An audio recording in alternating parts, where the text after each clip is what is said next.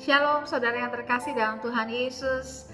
Hari ini kita sudah memasuki bulan yang baru, dan di bulan ini kita akan mempelajari satu firman Tuhan yang berjudul menikmati perjalanan di padang gurun. Kita akan baca sama-sama firman Tuhan yang tertulis di Ulangan 8 ayatnya yang kedua. Ingatlah kepada seluruh perjalanan yang kau lakukan atas kehendak Tuhan Allahmu di padang gurun selama 40 tahun ini, dengan maksud merendahkan hatimu dan mencobai engkau untuk mengetahui apa yang ada dalam hatimu, yakni apakah engkau berpegang kepada perintahnya atau tidak.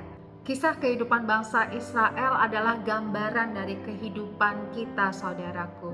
Sama seperti bangsa Israel yang dibebaskan dari perbudakan dari Mesir, kita pun mengalami keselamatan, pembebasan dari perbudakan dosa, dari maut dan kematian kekal. Tetapi sama halnya dengan bangsa Israel, ketika mereka sudah diselamatkan, sudah dibebaskan dari perbudakan Mesir, mereka tidak langsung menempati tanah perjanjian. Mereka tidak langsung hidup di tanah yang dijanjikan Tuhan. Kita pun tidak langsung menikmati kehidupan kekal yang dijanjikan dari keselamatan kita. Bangsa Israel harus melewati padang gurun. Kita pun harus melewati padang gurun kehidupan ini.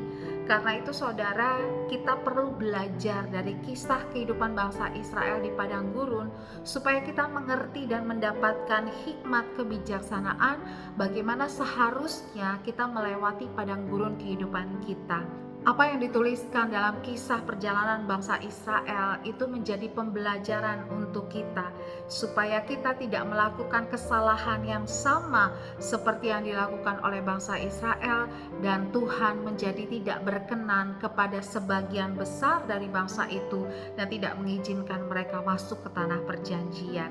Tetapi kita juga harus mengerti bahwa Tuhan sudah menyediakan segala sesuatu yang kita perlukan, dan bahkan Tuhan sendiri menyediakan dirinya untuk hadir di tengah-tengah bangsa Israel. Begitu juga di dalam kehidupan kita. Sepanjang perjalanan kehidupan ini, Tuhan mengatakan bahwa Dia adalah Allah Immanuel.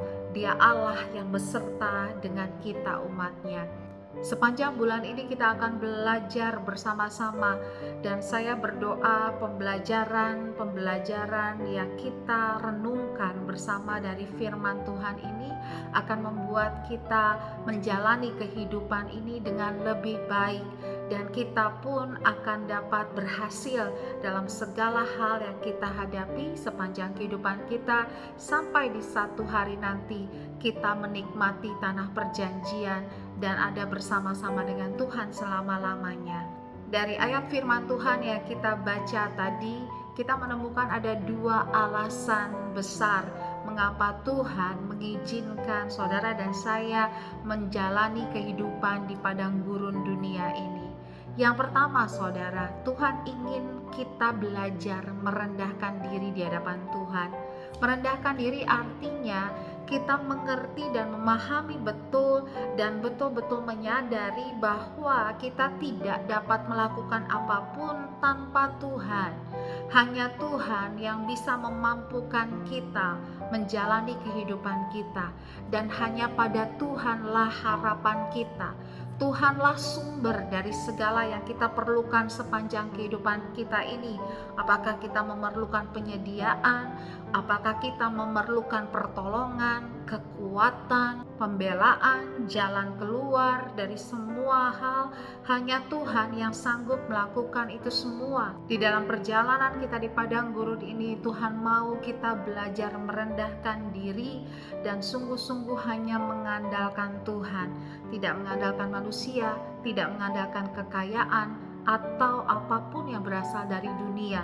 Karena hanya Tuhanlah yang bisa menolong, memegang tangan kita dan membawa kita melewati kehidupan padang gurun ini. Dan kita akan melihat betapa luar biasanya penyertaan Tuhan, betapa baiknya Tuhan, betapa sempurnanya pemeliharaannya sepanjang kehidupan kita.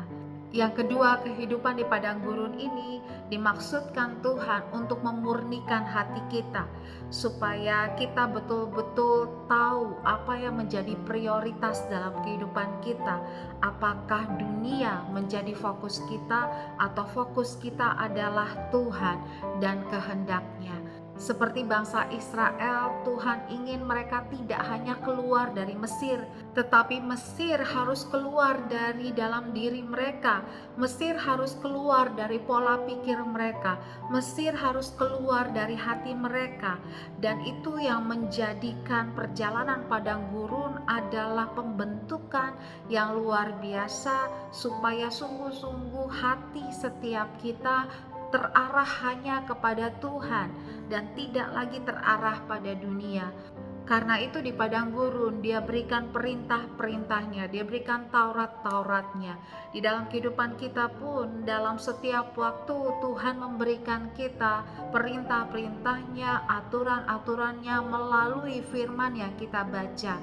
Dan ketika kita mau tunduk taat dan mau dengar-dengaran dengan firman dan menjadikan firman-Nya pelita bagi jalan kita, maka Tuhan akan memurnikan hati kita, dan Tuhan akan membuat jalan-jalan kita sepanjang kehidupan ini menjadi jalan yang diberkati, jalan yang beruntung, jalan yang aman, jalan yang berhasil, jalan yang mengalami kebaikan dan kemurahan Tuhan, dan terus dituntun sampai pada akhirnya kita masuk di tanah perjanjian, kita masuk dalam penggenapan janji Tuhan di dalam kehidupan kita. Keberhasilan kita di dalam perjalanan di padang gurun kehidupan ini tergantung pada seberapa kita mau merendahkan diri di hadapan Tuhan, dan seberapa kita mau memurnikan hati kita dan terus fokus hanya kepada Dia.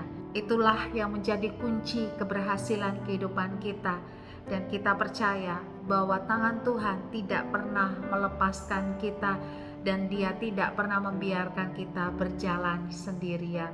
Terus maju bersama dengan Tuhan, belajar merendahkan diri di hadapan-Nya, dan berpegang terus kepada perintah-Nya, maka engkau akan melihat keberhasilan dari perjalananmu akan menjadi bagian kehidupanmu.